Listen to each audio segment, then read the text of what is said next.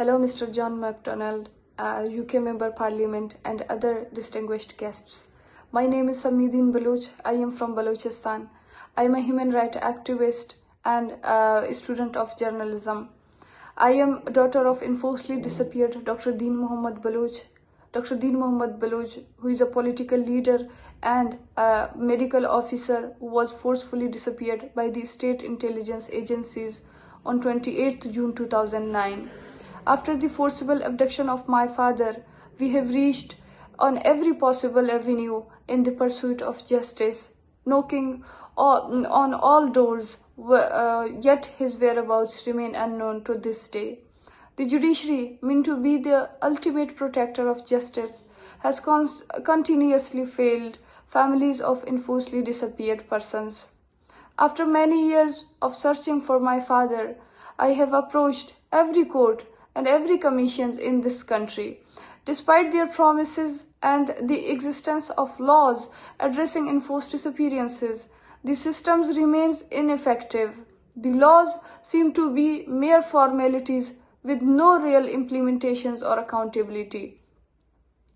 Families like mine face endless delays and dismissals, while court orders are routinely ignored by the authorities.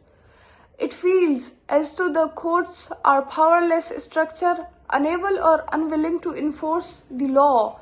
For the people of Balochistan, this has become a tragic reality, waiting for years and years without any answer, while those responsible for these crimes act with complete impunity. This failure reflects a deeper systematic neglect of Balochistan's issue, leaving us with nothing but hopelessness and the grim realization that justice is far from our reach. The judiciary must not acknowledge its failure but take concrete actions to address this crisis. Anything less is a betrayal of its fundamental purpose. The families of enforcedly disappeared persons face immense challenges, not just in coping with the loss of their loved ones, but also in dealing with constant threats and harassments from security forces. When families attempt to file an FIR, approach the courts, or even organize peaceful protests, they are met with intimidations.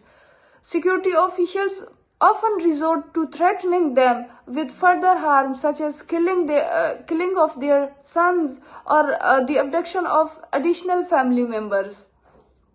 These tactics aim to silence their voices and break their resolves. Families live in constant fear, knowing that any step forward justice could bring more suffering. This deliberate strategy creates a climate of oppression, isolating victims and preventing them from seeking help or sharing their stories. Baloch women, in particular, bear the brunt of this pressure. As protectors of their families, family members, and voice of resilience, they are often targeted in unique and different ways. Security forces have been known to call their families, issuing warnings to stop pursuing justice or to withdraw them from protests. In many cases, these threats are accompanied by relentless social and psychological pressures. Despite these challenges, Baloch women have shown extraordinary courage by stepping forward to lead protests, hold hunger strikes, and even speak out internationally. However, their bravery comes at a significant cost, as they continue to face threats, harassments, and societal stigma for their activism. While families in Balochistan face such unimaginable hardships, the silence of the international community adds another layer of injustice in Balochistan. Pakistan's practice of enforced disappearance is not a hidden crime in the eyes of the world. It has been documented and reported by global human rights organizations. Yet the international response remains muted. Why? Why? Because the geopolitical interests and alliances often overshadow the plight of Baloch people. Countries that speak loudly about human rights and in other regions to ignore these atrocities either due to their political inconvenience or strategic partnerships with Pakistan. This selective activism undermines the very principle of justice and human rights they claim to uphold.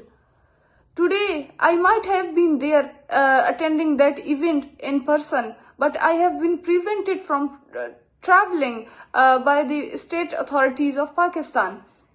The international community must take a firm stance against Pakistan's illegal abductions and enforced disappearances.